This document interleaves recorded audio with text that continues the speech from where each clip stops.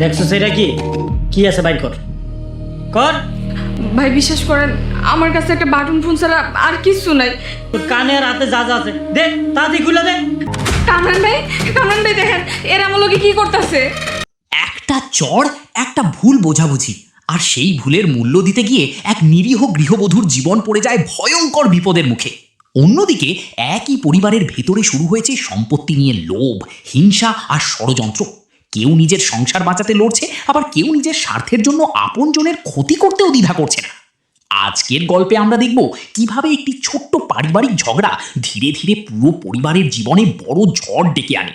ভিডিওটি শেষ পর্যন্ত দেখুন, কারণ আজকের শেষ দৃশ্যেই এমন একটি ঘটনা ঘটবে যেখান থেকে পুরো নাটকের আসল মোড় শুরু হয়। গল্পের প্রধান চরিত্র সালাউদ্দিন। সদ্য বিবাহিত এই যুবক পড়াশোনা নিয়ে ব্যস্ত থাকলেও নিজের স্ত্রীকে সময় দিতে না পারায় সংসারে অশান্তি তৈরি হয়েছে। আমেনা সালাউদ্দিনের স্ত্রী স্বামীকে খুব ভালোবাসে, কিন্তু তার আচরণে বারবার কষ্ট পায়। স্বামীর জীবনে অন্য কোনো নারীর প্রভাব আছে কিনা সেই সন্দেহ ধীরে ধীরে তার মনে জন্ম নিচ্ছে।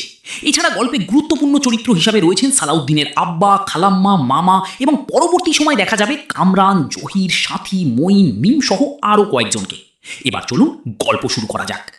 গত পর্বের শুরুতেই আমরা চলে আসি সালাউদ্দিনের পরিবারে। বাড়ির পরিবেশ উত্তপ্ত। খালাম্মা রাগান্বিত কণ্ঠে বলে ওঠেন, আমার বৌমাকে কেউ কষ্ট দিলে আমি তাকে ছেড়ে কথা বলবো না। আমার বৌমার অপমান মানে আমার নিজের অপমান। এই একটি সংলাপ থেকেই বোঝা যায় পরিবারের ভেতরে ইতোমধ্যেই বড় ধরনের সমস্যা চলছে। কিন্তু ঠিক তখনই পরিবারের আর এক সদস্য এমন একটি কথা বলে যা পুরো পরিবেশ আরও অস্বস্তিকর করে তোলে। সে বলে, ফুপু আম্মা যদি মারা যান তাহলে তো সব সম্পত্তি আপনার হবে, তাই না? এই কথাটি শুনে বোঝা যায় পরিবারের ভেতরে শুধু সম্পর্কের টানাপোড়েনই নয়, সম্পত্তির লোভও ধীরে ধীরে মাথাচাড়া দিয়ে উঠছে। এই গল্পে শুধু ভালোবাসা নয়, লোভও একটি বড় ভূমিকা পালন করবে। আজকের গল্পটা এদিকে গল্প ঘুরে আসে সালাউদ্দিন এবং আমিনার কাছে। দুজন একটি রেস্টুরেন্টে এসেছে, কিন্তু খাওয়ার টেবিলেও দুজনের মধ্যে অস্বস্তি স্পষ্ট। কিছুক্ষণ আগেই রাগের মাথায় সালাউদ্দিন নিজের স্ত্রী আমিনার গায়ে হাত তুলেছিল। এখন সে নিজের ভুল বুঝতে পেরে ক্ষমা চাইতে শুরু করে। সালাউদ্দিন বলে, আমিনা, আমার ভুল হয়েছে, আমি রাগ সামলাতে পারিনি, আমাকে ক্ষমা করে দাও, এসো বসো। কিন্তু আমেনার কষ্ট এত সহজে দূর হওয়ার নয়। সে চোখের জল আটকে শান্ত গলায় বলে, আমেনা, অন্য কোনো পুরুষের সঙ্গে আমার কথা শুনে তোমার এত রাগ হয়, কিন্তু তুমি যখন ঘন্টার পর ঘন্টা তোমার ম্যাডামের সঙ্গে একান্তে সময় কাটাও, তখন কি একবারও ভেবেছ আমার কেমন লাগে? এই প্রশ্ন শুনে সালাউদ্দিন কিছুটা অপ্রস্তুত হয়ে যায়। সে দ্রুত নিজের অবস্থান পরিষ্কার করার চেষ্টা করে। সালাউদ্দিন। আমেনা এবার সরাসরি নিজের মনের কষ্ট প্রকাশ করে। আমেনা, তোমার সেই পড়াশোনা আমার বিশ্বাস হয় না। আমার মনে হয় আমার চেয়ে এখন তোমার কাছে অন্য মানুষ বেশি গুরুত্বপূর্ণ।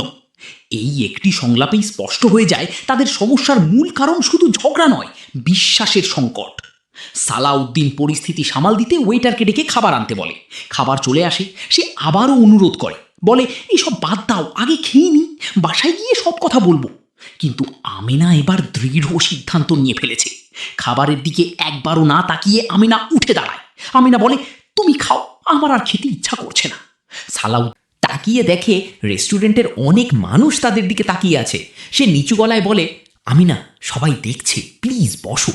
কিন্তু আমেনা এবার এমন একটি কথা বলে যা শুনে সালাউদ্দিন একেবারে চুপ হয়ে যায়। আমেনা বলে, যখন তুমি আমার গায়ে হাত তুলেছিলে তখন কি মানুষের কথা মনে ছিল? তখন তো লজ্জা লাগেনি? এই কথার কোনো উত্তর সালাউদ্দিনের কাছে ছিল না। প্রচণ্ড অভিমান নিয়ে আমেনা রেস্টুরেন্ট থেকে একাই বেরিয়ে যায়। সালাউদ্দিন বলে, আমেনা দাঁড়াও, আমরা একসঙ্গে বাড়ি যাব। কিন্তু আমেনা তার হাত সরিয়ে দিয়ে বলে, আমার পেছনে আসবে না, আমি একাই যেতে চাই। এরপর সে দ্রুত রাস্তার দিকে হেঁটে চলে যায়। সালাউদ্দিন কিছুক্ষণ দাঁড়িয়ে থাকে।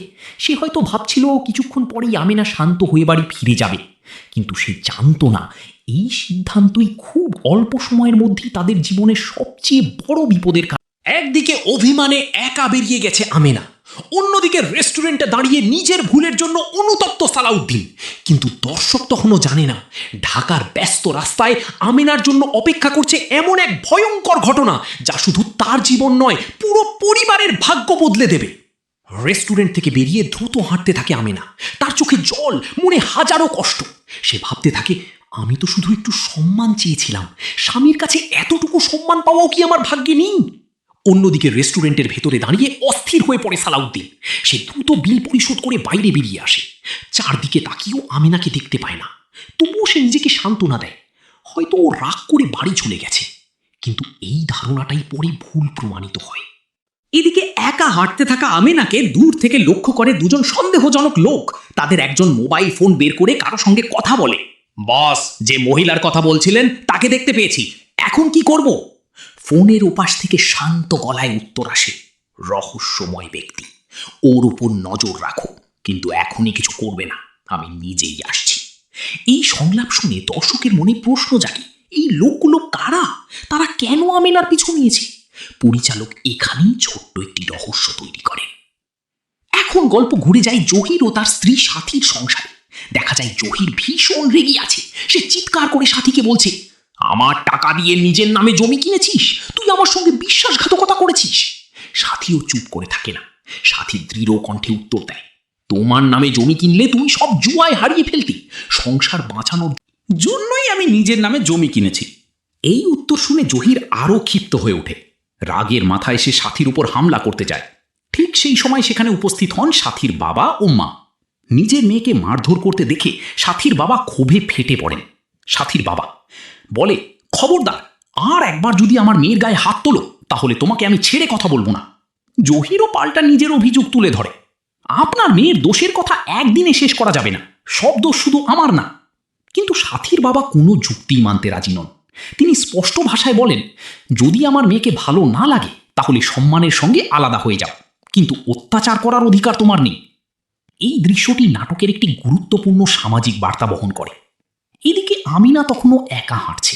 সে জানেই না কিছু মানুষ এখনও তাকে অনুসরণ করছে। রাস্তা ধীরে ধীরে নির্জন হয়ে আসছে। চারপাশের পরিবেশও যেন অস্বাভাবিক নীরব। দর্শক বুঝতে পারে আমিনা ধীরে ধীরে এমন এক বিপদের দিকে এগিয়ে যাচ্ছে যেখান থেকে একা বেরিয়ে আসা তার পক্ষে সম্ভব হবে না। হঠাৎ দুজন ছিনতাইকারী আমিনার পথ আটকে দাঁড়ায়। তাদের একজন কড়া গলায় বলে, চুপচাপ কানের দুল, হাতের চুড়ি যা আছে সব খুলে দে, বেশি কথা বলবি না। ভয়ে, ভাই বিশ্বাস করুন, আমার কাছে একটা বাটন ফোন ছাড়া আর কিছু নেই, আমি স্বামীর সঙ্গে ঝগড়া করে বের হয়েছি, আমাকে ছেড়ে দিন। কিন্তু ছিনতাইকারীরা কোনো কথাই শুনতে রাজি নয়। আর একজন ছুরি দেখিয়ে হুমকি দেয়, দ্রুত যা আছে বের কর, না হলে ছুরি ব্যবহার করব। জীবন বাঁচানোর জন্য বাধ্য হয়ে আমিনা নিজের গয়না খুলে দিতে শুরু করে। ঠিক তখনই দূর থেকে একটি পরিচিত কণ্ঠ ভেসে আসে, কামরান। হেই, তোমরা কি করছো? কামরানকে দেখে ছিনতাইকারীরা থমকে যায়। তাদের একজন রাগী গলায় বলে, তুই কে রে? কামরান বিন্দুমাত্র ভয় না পেয়ে উত্তর দেয়, কামরান বলে, বিপদে পড়তে না চাইলে এখান থেকে চলে যা। কামরানের দৃঢ় অবস্থান দেখে ছিনতাইকারীরা আর ঝুঁকি নিতে চায় না। মুহূর্তের মধ্যেই তারা সেখান থেকে পালিয়ে যায়। পরিচালক এই দৃশ্যে দেখিয়েছে, সাহসী সিদ্ধান্ত অনেক সময় বড় বিপদ থেকেও মানুষকে রক্ষা করতে পারে। ছিনতাইকারীরা চলে যাওয়ার পরও আমেনা স্বাভাবিক হতে পারে না। ভয়ে তার পুরো শরীর কাঁপছে। কামরান শান্ত গলায় জিজ্ঞেস করে, এখন আর ভয়ের কিছু নেই, কিন্তু তুমি এই নির্জন জায়গায় একা কি করছিলে? এই প্রশ্ন শুনে আমেনা আর নিজেকে সামলাতে পারে না। কান্নায় ভেঙে পড়ে সে। আমেনা বলে, আমি এখন বাড়িতে কি জবাব দেব? সবাই কত চিন্তা করবে। কামরান তখন বুঝতে পারে ঘটনাটি শুধু ছিনতাইয়ের নয়, এর পেছনে আরও বড় পারিবারিক সমস্যা আছে। এদিকে গল্প ফিরে আসে সালাউদ্দিনের বাড়িতে। সালাউদ্দিন একাই বাড়িতে ফিরেছে, কিন্তু আমেনাকে সঙ্গে না দেখে পরিবারের সবাই অবাক হয়ে যায়। প্রথমেই খালাম্মা উদ্বিগ্ন হয়ে জিজ্ঞেস করেন, বৌমা কোথায়? ও তো তোমার সঙ্গে গিয়েছিল। সালাউদ্দিন মাথা নিচু করে থাকে। তার নীরবতা দেখে সালাউদ্দিনের আব্বা কঠোর গলায় বলেন, কি হয়েছে, পরিষ্কার করে বল। তখন সালাউদ্দিন পুরো ঘটনাটি খুলে বলে। সে জানায় রেস্টুরেন্টে তাদের ঝগড়া হয়েছিল, এরপর আমিনা রাগ করে চলে যায়। সে অনেক খুঁজেছে কিন্তু কোথাও পায়নি। পরে ভেবেছে হয়তো আমিনা বাড়ি ফিরে এসেছে। এই কথা শুনে পুরো পরিবার হতবাক হয়ে যায়। সালাউদ্দিনের কথা শেষ হতেই তার আব্বা রেগে যান। তিনি বলেন, তুমি কিভাবে ওকে একা যেতে দিলে? ঢাকা শহর কি এত নিরাপদ? খালাম্মার চোখেও উদ্বেগ স্পষ্ট। তিনি বলেন, এখন আর দেরি করলে চলবে না, আগে বৌমাকে খুঁজে বের করতে হবে। ঠিক তখনই মামা এগিয়ে এসে বলেন, চলো আমরা এখনই বের হচ্ছি, যতক্ষণ না আমিনাকে খুঁজে পাই ততক্ষণ ফিরে আসবো না। এরপর সবাই দ্রুত আমিনার খোঁজে বেরিয়ে পড়ে। ছিনতাইয়ের ঘটনার পর কামরান বুঝতে পারে এই অবস্থায় আমিনাকে একা বাড়ি পাঠানো নিরাপদ হবে না। তাই সে বলে, আমিনা ভয় পেও না, আমার বাসা একদম কাছেই, আগে সেখানে গিয়ে একটু স্বাভাবিক হও, তারপর তোমাকে নিরাপদে বাড়ি পৌঁছে দেব। আমিনার আর কোনো উপায় ছিল না, সে চুপচাপ কামরানির সঙ্গে তার বাড়িতে যায়। কামরানের বাড়িতে পৌঁছাতেই তার স্ত্রী লিপি দরজা খুলে আমিনাকে দেখে অবাক হয়ে যায়। আরে আমিনা, এই অবস্থায় কি হয়েছে? কামরান পুরো ঘটনা খুলে বলে। কামরান বলে, রাস্তায় ছিনতাইকারীরা ওকে ঘিরে ধরেছিল, ভাগ্য ভালো আমি সময় মতো পৌঁছে গেছি, তাই আগে ওকে এখানে নিয়ে এলাম। ঘটনা শুনে লিপি আতঙ্কিত হয়ে যায়। সে আমিনার পাশে বসে স্নেহের সঙ্গে বলে, ঢাকা শহর খুব ভয়ঙ্কর হয়ে গেছে, তুমি একা বের হলে কেন? আমিনা নিচের দিকে তাকিয়ে থাকে। সে শুধু বলে, সে অনেক বড় কথা আপা। লিপি আমিনাকে কিছু খাওয়ার জন্য অনুরোধ করে, কিন্তু আমিনা মাথা নেড়ে না করে দেয়। আমার কিছু খেতে ইচ্ছা করছে না, আগে আমাকে একটা জায়নামাজ দিন, আমি নামাজ পড়তে চাই। এই দৃশ্যে পরিচালক খুব সুন্দরভাবে আমিনার চরিত্র ফুটিয়ে তুলেছেন। বড় বিপদের মুখোমুখি হওয়ার পরও সে প্রথমে আল্লাহর কাছে শুকরিয়া আদায় করতে চায়। লিপি সঙ্গে সঙ্গে তাকে উজু করার জায়গা এবং নামাজের স্থান দেখিয়ে দেয়। এদিকে কামরান বুঝতে পারে সালাউদ্দিনের পরিবার নিশ্চয়ই আমেনাকে নিয়ে খুব চিন্তায় আছে, তাই সে সঙ্গে সঙ্গে ফোন করে খবর দেয়, চিন্তা করো না, আমেনা এখন আমার বাসায় আছে, ওকে ছিনতাইকারীদের হাত থেকে উদ্ধার করেছি। নামাজ শেষ করে খাওয়া দাওয়া করিয়ে আমি নিজেই ওকে বাড়ি পৌঁছে দেব। ফোনের ওপাশে থাকা পরিবারের সদস্যরা যেন স্বস্তির নিঃশ্বাস ফেলে। এতক্ষণে তারা নিশ্চিত হয় আমেনা নিরাপদে আছে। এদিকে সালাউদ্দিনের বাড়িতে সবাই অপেক্ষা করছে। কামরানের ফোন পাওয়ার পর খালাম্মা আল্লাহর শুকরিয়া আদায় করেন। আলহামদুলিল্লাহ, অন্তত বৌমা ভালো আছে। কিন্তু আব্বা এখনও রাগান্বিত।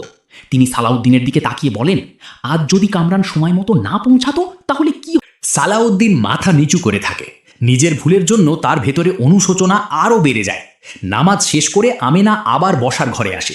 লিপি তার হাতে এক কাপ চা তুলে দেয়।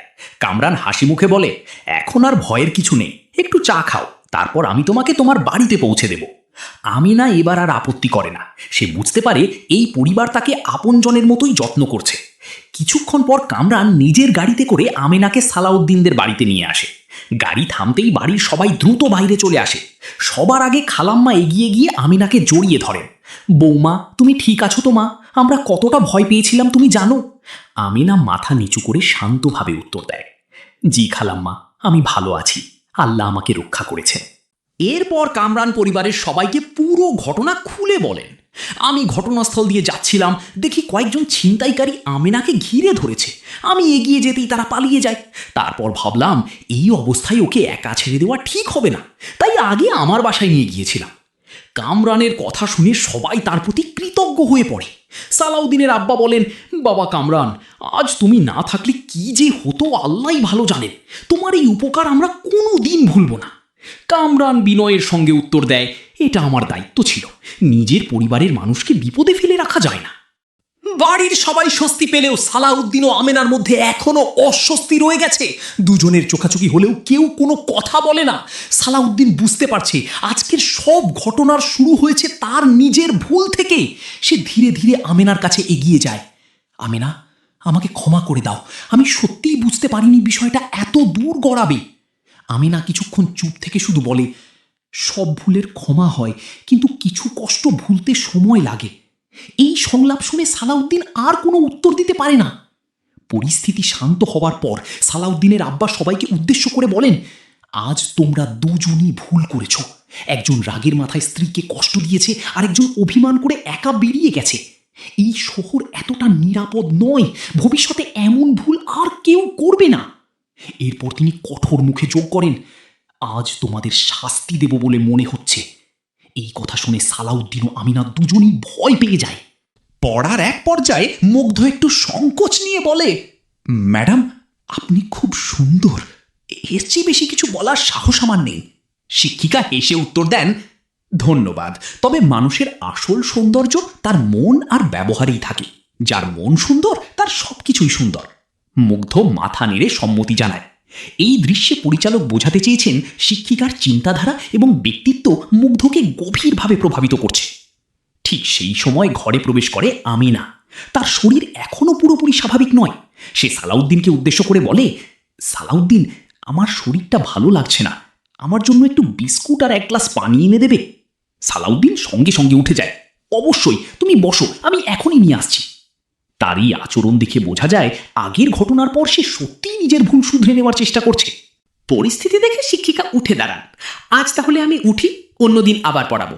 মুগ্ধ ভদ্রভাবে বলেন, ম্যাডাম, অন্তত এক কাপ চা খেয়ে যান, প্রয়োজনে আমি নিজেই বানিয়ে নিয়ে আসি। শিক্ষিকা মুচকি হেসে তার আন্তরিকতার প্রশংসা করেন।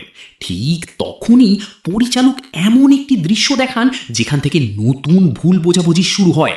শিক্ষিকা চলে যাওয়ার পর আমেনা কিছুটা বিরক্ত স্বরে সালাউদ্দিনকে বলে, এই যে সুন্দর মিম সুন্দর, এসব কি পড়াশোনা নাকি অন্য কিছু? সালাউদ্দিন শান্তভাবে বোঝানোর চেষ্টা করে, তুমি ভুল বুঝছো, আমরা শুধু পড়ার বিষয় নিয়েই কথা বলছিলাম। কিন্তু আমিনা তখনও পুরোপুরি আশ্বস্ত হতে পারে না। সে স্পষ্টভাবে বলে, আমি গ্রামের মেয়ে হতে পারি, কিন্তু মানুষ চিনতে ভুল করি না। এই সংলাপ থেকেই বোঝা যায় তার মনের সন্দেহ এখনো পুরোপুরি দূর হয়নি। এবার গল্প ঘুরে যায় মঈন ও তার স্ত্রী মিমের সংসারে। অনেক দিন ধরেই তারা ঢাকায় একটি ছোট্ট প্লট কেনার পরিকল্পনা করছে। আজ সেই বিষয় নিয়েই স্বামী স্ত্রীর মধ্যে আলোচনা চলছে। সব প্রস্তুতি তো হয়ে গেছে, এবার কবে ঢাকায় যাব? যদি অফিস থেকে ছুটি ম্যানেজ করতে পারি তাহলে কাল সকালেই রওনা দেব। মিমের মুখে তখন স্পষ্ট উত্তেজনা, কারণ তাদের বিশ্বাস এই প্লটই একদিন তাদের ভবিষ্যতের ভিত্তি হবে। জিনিসপত্র গুছাতে গুছাতে মিম আবার জিজ্ঞেস করে, বড় ভাইকে কি ফোন দিয়েছো? না, আগে সব গুছিয়ে নি, তারপর ফোন করব। চাইলে তুমি বড় ভাবিকেও ফোন দিতে পারো। তবে আমিনার ফোনটা বন্ধ পাচ্ছি। মিম মাথা নেড়ে উত্তর দেয়, ঠিক আছে, রাতে আবার চেষ্টা করব। এখানে দর্শক জানে আমেনার ফোন বন্ধ থাকার কারণ আগের ঘটনাগুলো, কিন্তু মঈন ও মিম তখনও কিছুই জানে না। কথা বলতে বলতে মিম হঠাৎ আরেকটি বিষয় তুলে আনে, তোমার নতুন চাকরির কি খবর?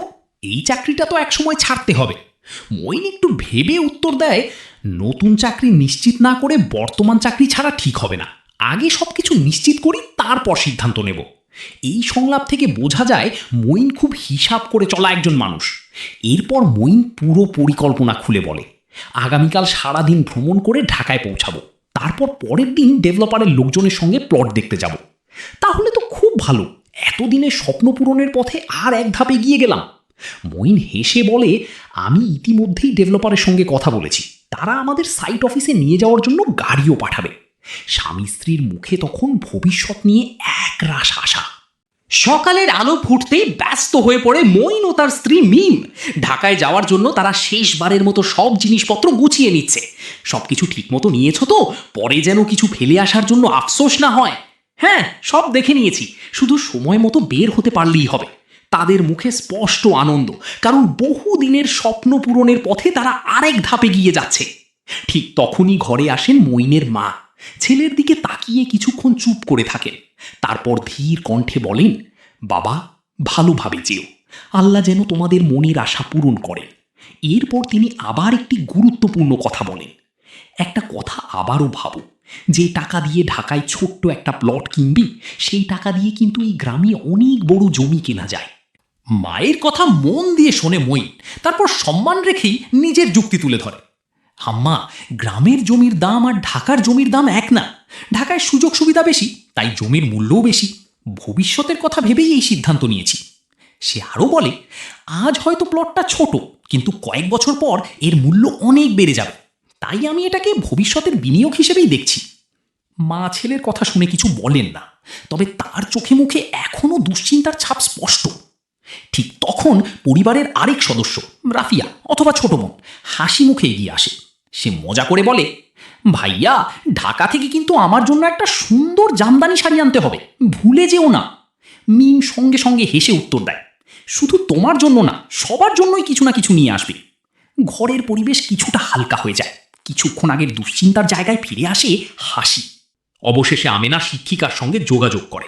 সে প্রস্তাব দেয়, আপনি চাইলে অনেক টাকা পাবেন, শুধু সালাউদ্দিনকে পড়ানো বন্ধ করে দিন।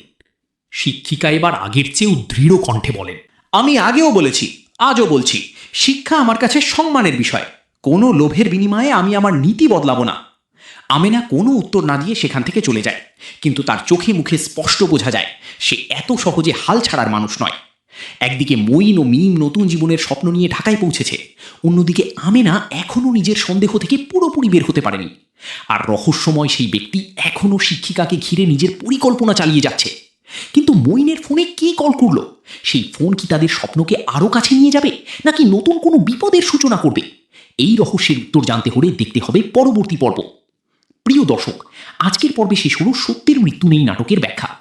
এই গল্প আমাদের শিখিয়েছে রাগের একটি মুহূর্ত অনেক বড় বিপদ ডেকে আনতে পারে। স্বামী স্ত্রীর সম্পর্কে বিশ্বাস সবচেয়ে বড় শক্তি। অর্থ দিয়ে সততা কেনা যায় না, আর মানুষের বিপদে পাশে দাঁড়ানোই প্রকৃত মানবতা। আপনাদের যদি আজকের ড্রামা এক্সপ্লেইন ভালো লেগে থাকে তাহলে ভিডিওটি লাইক করুন, বন্ধুদের সঙ্গে শেয়ার করুন এবং এমন আরও নাটকের বিস্তারিত ব্যাখ্যা পেতে আমাদের চ্যানেলটি সাবস্ক্রাইব করতে ভুলবেন না। আল্লাহ হাফেজ। আবার দেখা হবে নতুন একটি নাটকের সম্পূর্ণ ব্যাখ্যা নিয়ে।